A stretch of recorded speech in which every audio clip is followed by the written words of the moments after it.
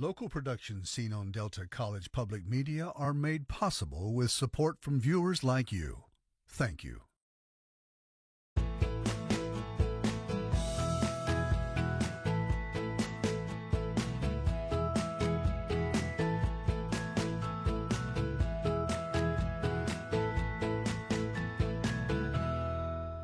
Good evening, everyone. I'm Mike Redford, and this is the follow-up. Coming up on tonight's show, grading the grid, the power grid, that is.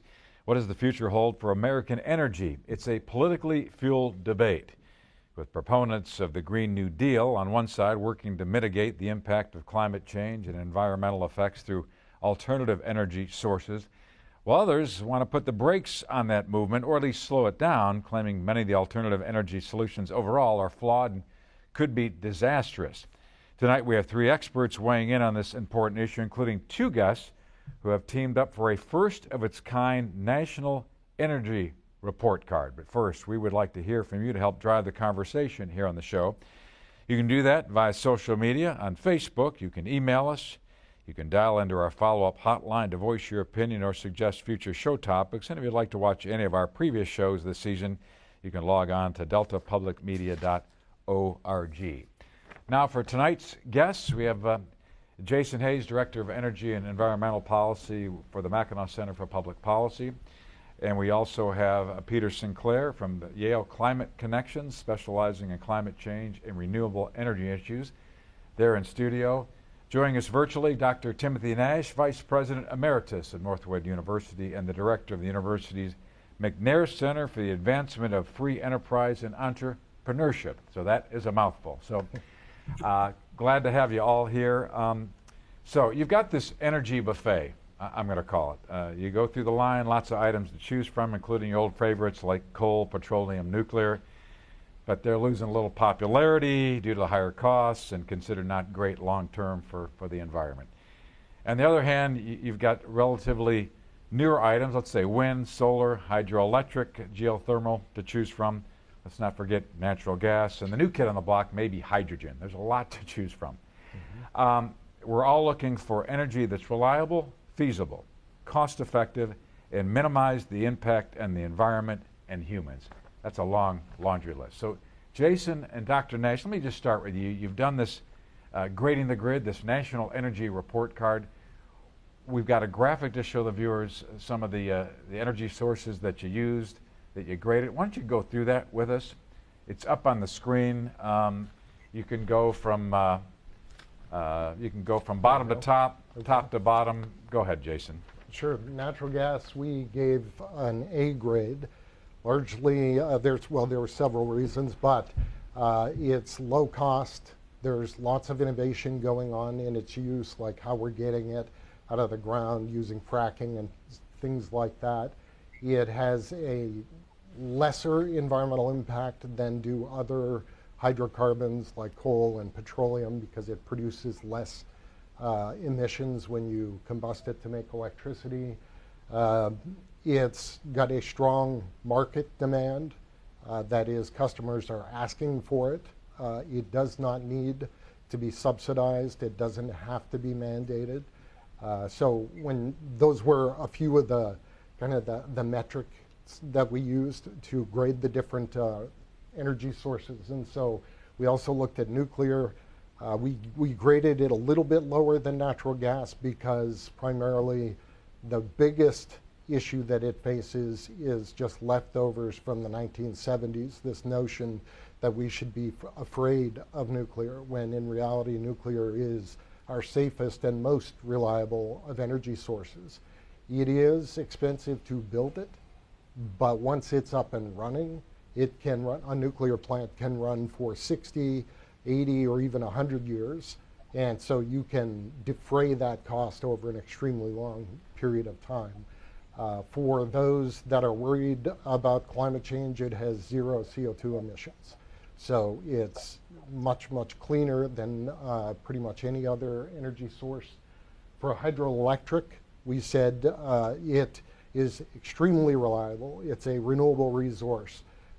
Part of the challenge that it faces is that you have to build big dams to get it to work. And so getting new hydroelectric permitted would be extremely difficult in today's world. It's unlikely to happen. In fact, in places like Pacific Northwest, there are many that are working to have the dams removed and torn out. So geothermal is limited because it's just difficult to get to. While it is renewable, when it's up and running, it's very reliable. It can be a base load energy source, but it's just like it's a niche. Typically, you have to have that energy source close to the surface to be able to drill down to it to get to it. So it's less likely to be produced in the Northeast or the Midwest or something like that. Wind and solar, we gave an F for a variety of reasons, because they are having increasing impacts in terms of grid reliability. They are, whether or not people recognize it, they are actually expensive to build and operate, especially because you have to overbuild and do things like curtailment. When you have a bright sunny day or a windy day, you're overproducing, so you have to curtail and shut them down. Mm-hmm.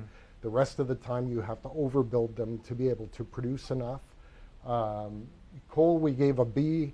The biggest challenge coal is facing is, as you already noted, environmental impacts. It produces CO2 when you burn it, double the amount that you get from natural gas.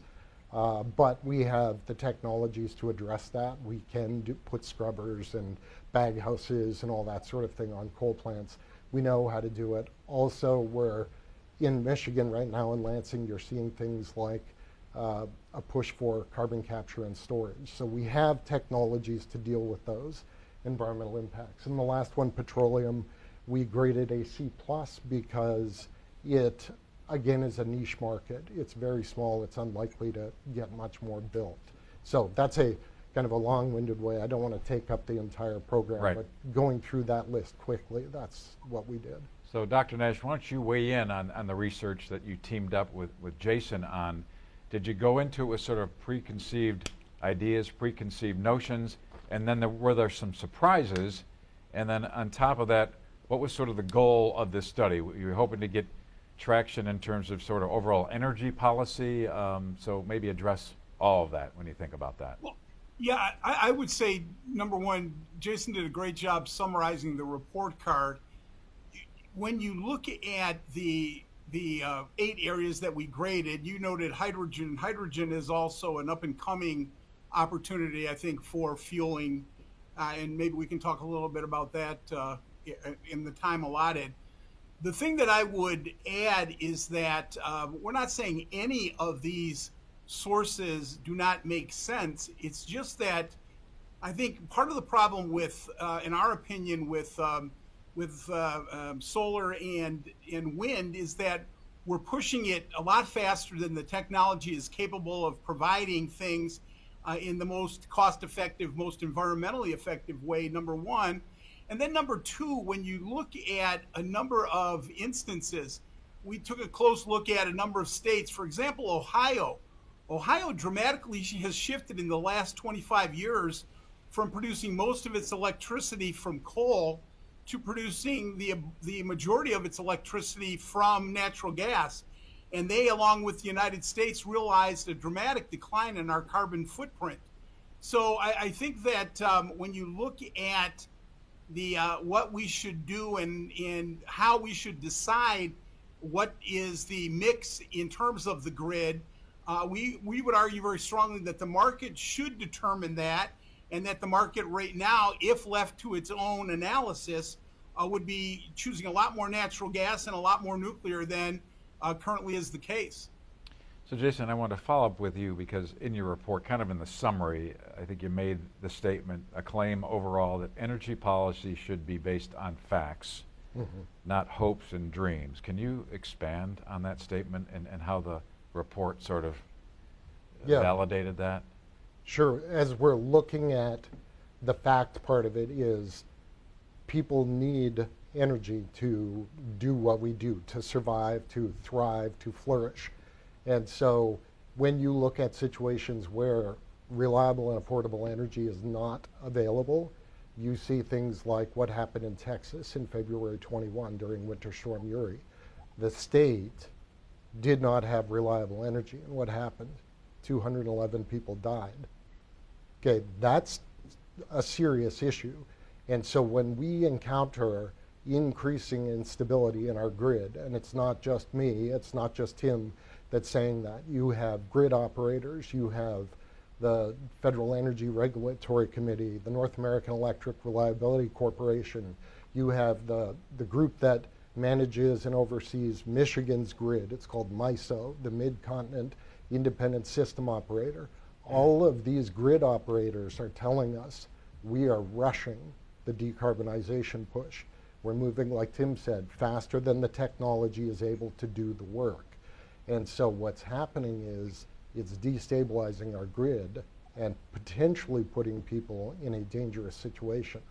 When it's -20 in Michigan and the snow's falling and it's cloudy and there's no wind blowing, we need something to provide reliable electricity.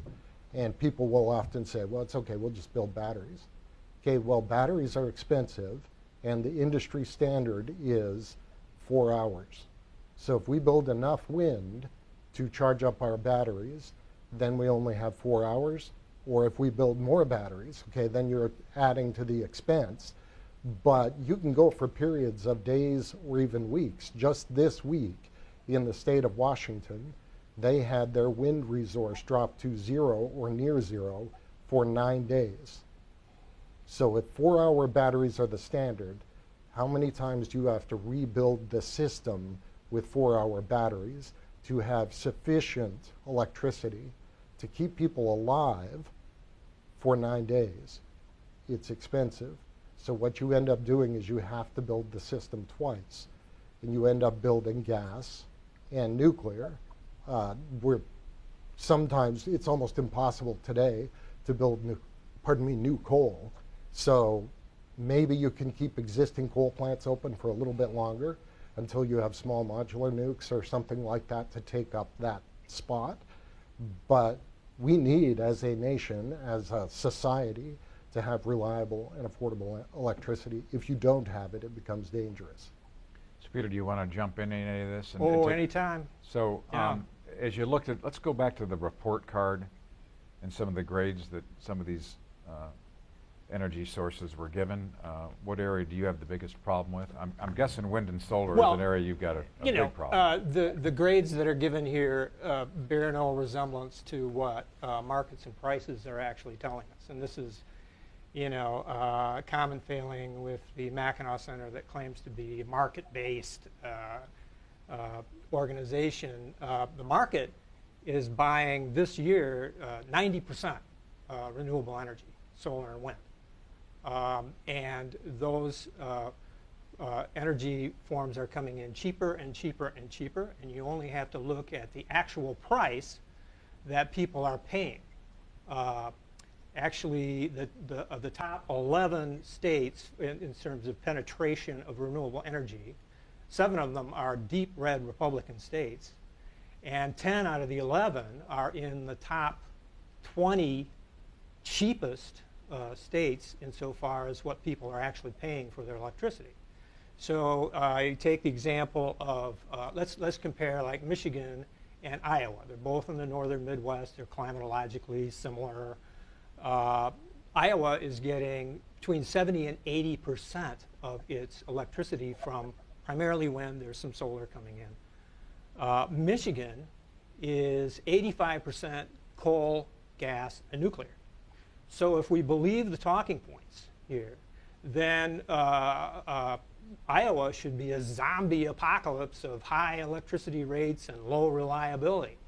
But what are the actual figures? In fact, Iowa rates among the top 10 states in electric grid reliability. Michigan is a sad 43rd among states, okay? Iowans pay 14 cents a kilowatt hour for residential electricity. Michigan pays 20, and I just checked those numbers with the EIA last week.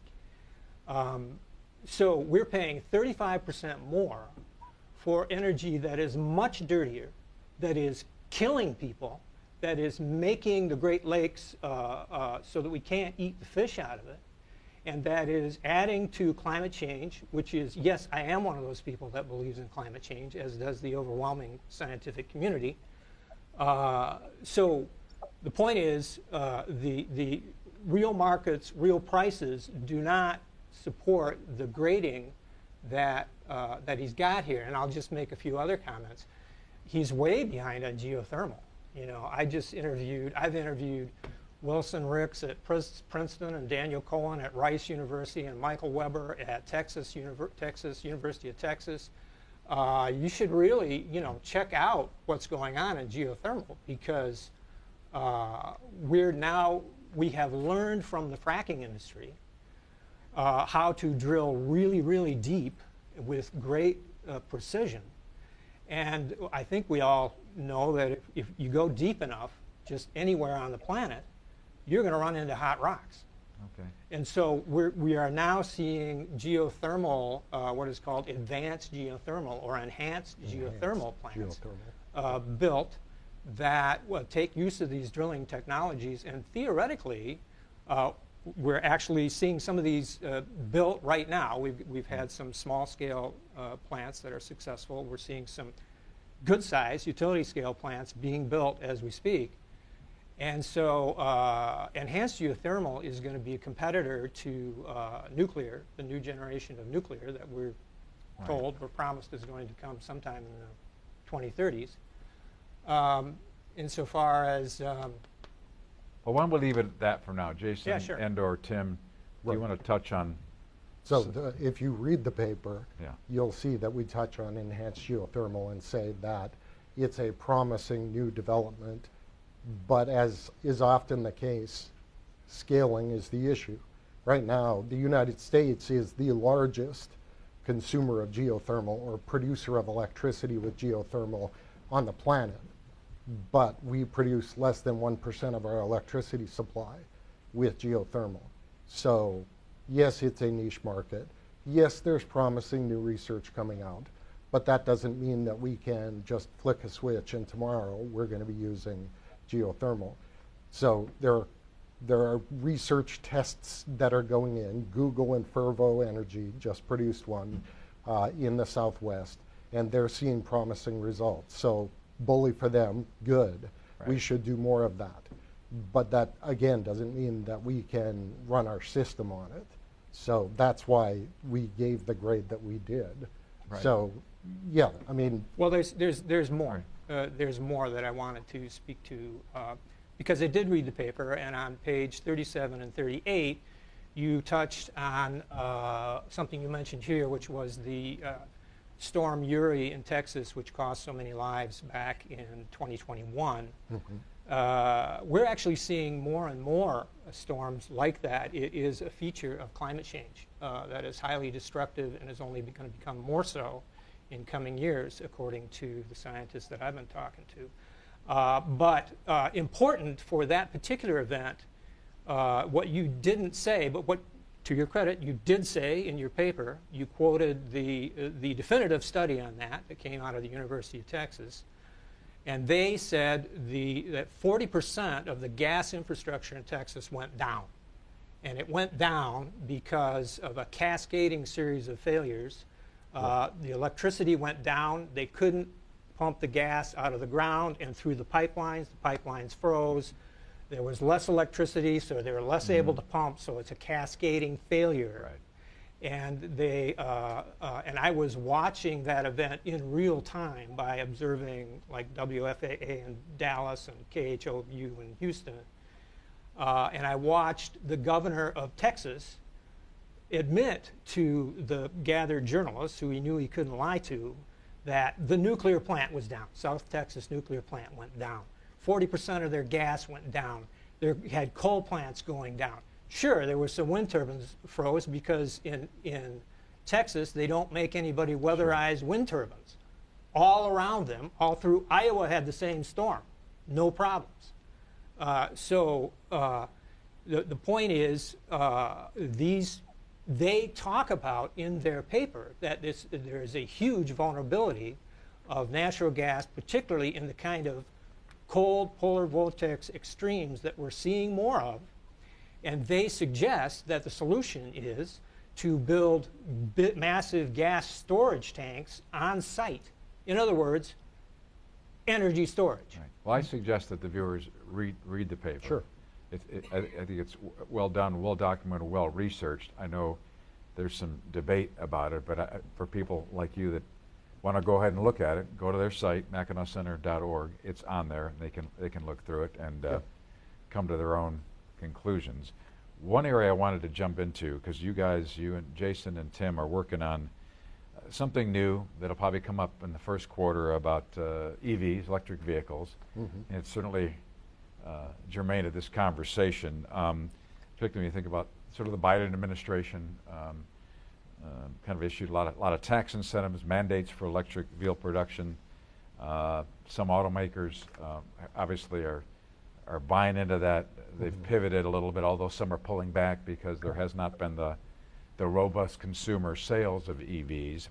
So where are your thoughts on where that might be going here in the next administration, and how does sort of like the apprehensiveness of consumers, because we're concerned about the energy grid, we're concerned about the reliability of my EV, particularly if I'm driving it during a snowstorm.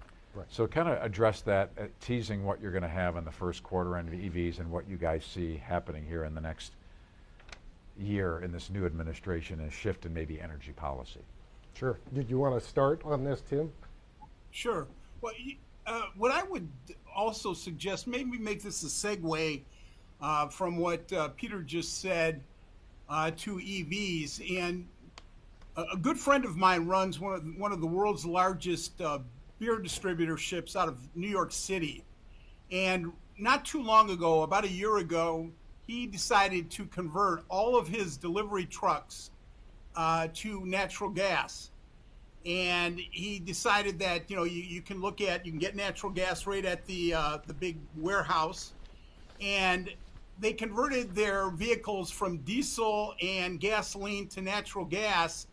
And when they went through the inspector's check for the state of New York, what they found out was that the inspector was just flabbergasted by the fact that there was no carbon pollution that the measuring devices could measure coming out of the vehicle. So I think the thing that's important to note is not to say that there isn't a place for solar, that there isn't a place for wind.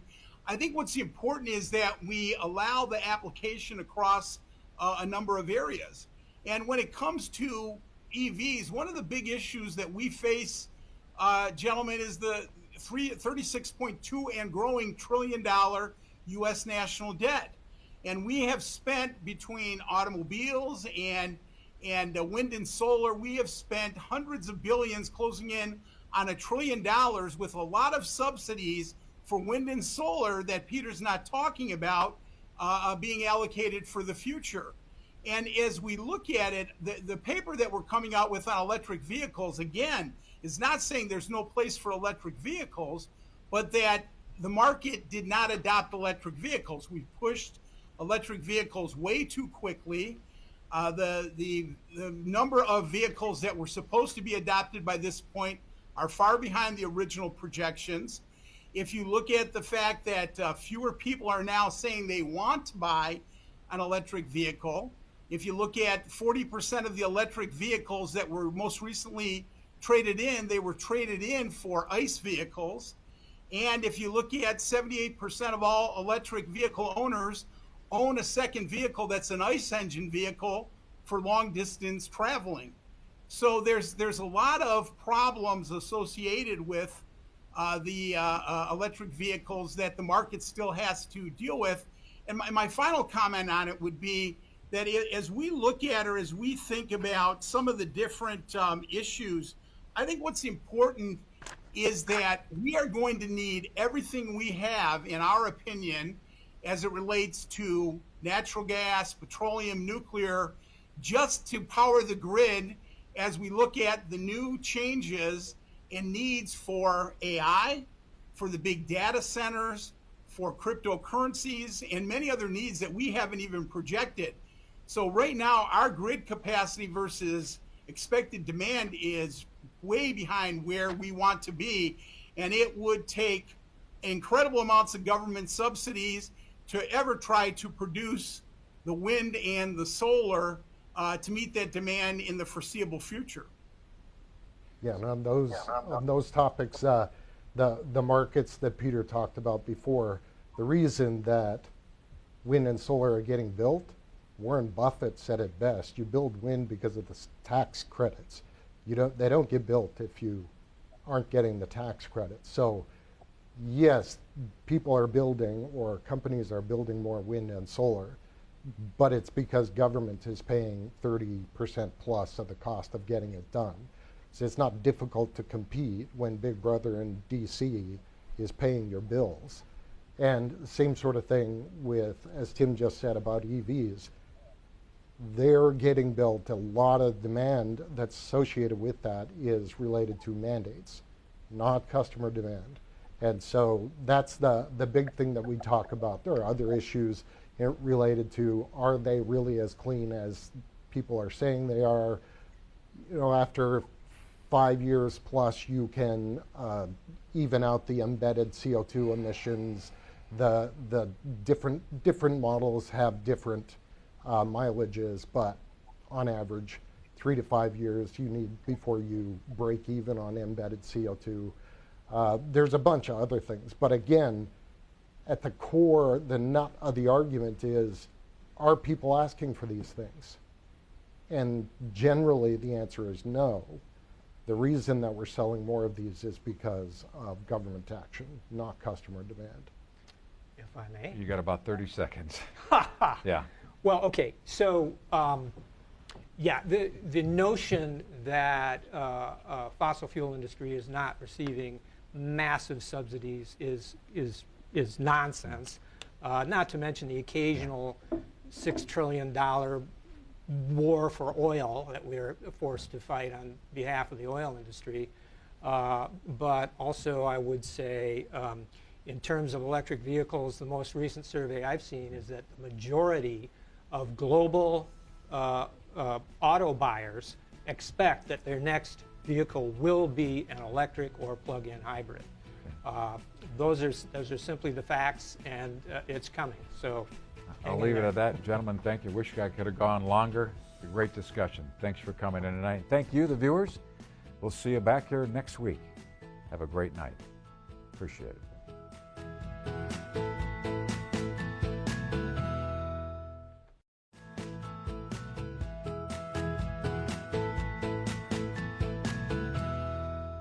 Well, welcome to the follow-up after show, our web extra, the viewers who caught the big show, and now we're doing the after show because there was a heck of a lot more to talk about when you're talking about these energy issues with our guests, and our guests remain for the after show. Jason Hayes, Director of the Energy Environmental Policy of the Mackinac Center for Public Policy. Peter Sinclair from Yale Climate Connections, specializing in climate change and renewable energy issues, and Dr. Timothy Nash, Vice President Emeritus of Northwood University and the Director of the university's McNair Center for the Advancement of Free Enterprise and Entrepreneurship. In the big show, we had a lot to talk about, plenty more to talk.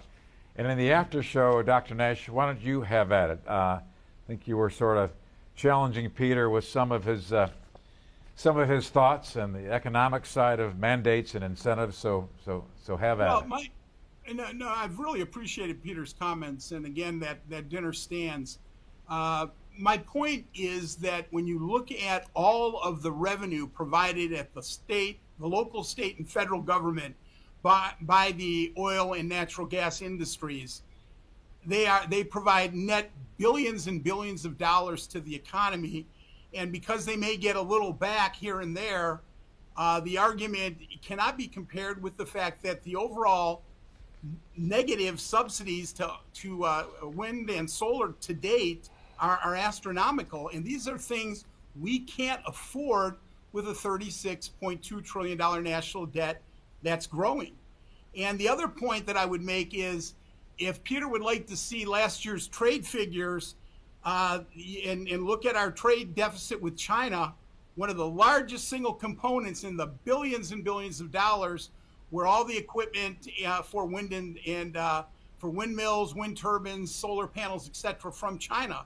And that is something we also outline in the paper, that it is something we ought to worry about, being dependent on China for these types of key components of our economy. Well, I'll just jump in on that. So being dependent, first of all, as I mentioned before, we're only buying about 1% of our solar panels from China right now. That's by law.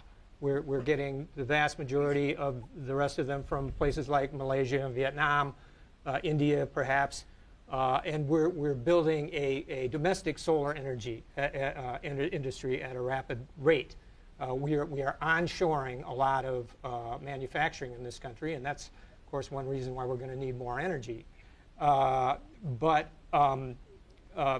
the subsidy that we pay to the fossil fuel industry is not just the subsidy that we pay in dollars. 7 million people a year die from the health effects of burning fossil fuels every year. Okay? Many of them are Americans. We are paying their health care costs. We are paying in the cost of low birth weight, delayed development, asthma, cardiac disease, lung disease, premature death, dementia. These are all the result of burning fossil fuels. Okay, so when we stop burning fossil fuels, we get not just the benefit of a low carbon energy source. We create a healthier environment. The reason our kids can't go fishing in our lakes in Michigan is largely because of mercury contamination that comes from coal plants. Okay, but that nature can heal. Nature can get better if we stop battering it. Okay, with these kind of pollutants. Moreover, we have after you've had your oil well, after you've had your frack well, we have hundreds of thousands of what are called abandoned or orphaned wells. There may be millions of them because they haven't been adequately cataloged, and they can cost anywhere from tens of thousands to millions of dollars to adequately cap so that they won't leak toxic chemicals and greenhouse gases into the environment. That's something that taxpayers will either have to bear the financial burden of, or we will have to bear the health and environmental burdens of not dealing with it. So when we get into this discussion about the cost of fossil fuels, all too often the effects to human beings and the effects to nature are written off the books by economists as collateral damage. They're not counted. They're not recognized. And I think that's wrong. And I think it's an injustice to our children. And I just had my first grandchild, and I have a sense of urgency about this that I have never had before. So I'd just like you to consider that. I don't think you have been.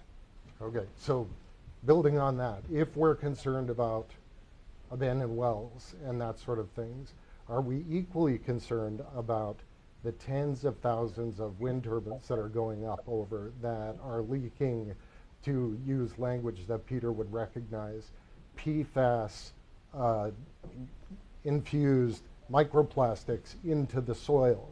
We're putting up, the same sort of thing from solar panels that use many of the same, cadmium telluride, the deadly toxic heavy metals that all you need is one hailstorm to come through and smash thousands of acres, like just happened in Texas. I have to stop you right there. No, you don't. No, I sat quietly and let you speak. I do have to stop you because let him finish his point. You don't get to what run he's the saying show. is utter nonsense. So let him if finish his you point. are actually worried about those things, then you would be worried about that too.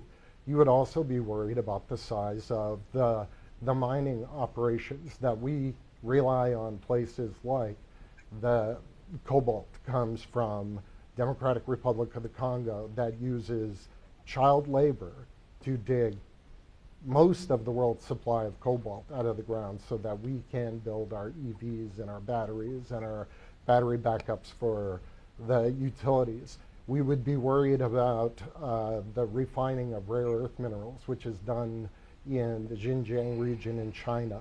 So all of these same sort of attacks you can lay at the foot of wind and solar, just the same as you can lay at the foot of any other industry. So the difference, though, is that wind and solar do not provide basically half of the fertilizer that we use to feed people on the planet, whereas natural gas does.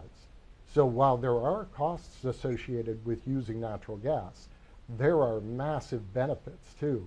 And Peter's side of the argument tends to forget those benefits and concentrate only on the costs.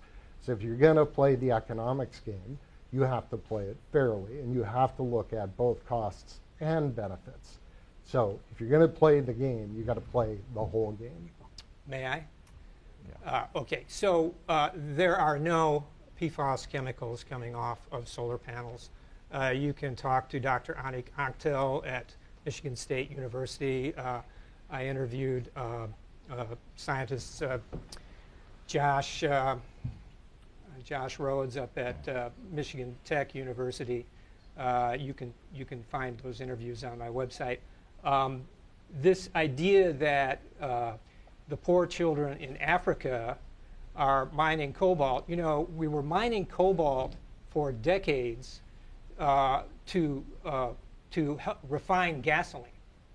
And I never heard a word out of the Mackinac Center about the poor children in Africa until EVs became a significant threat to the oil and gas business case. Suddenly there is a more concern. oil and gas today than we ever had. You said that yourself. That did not exist before.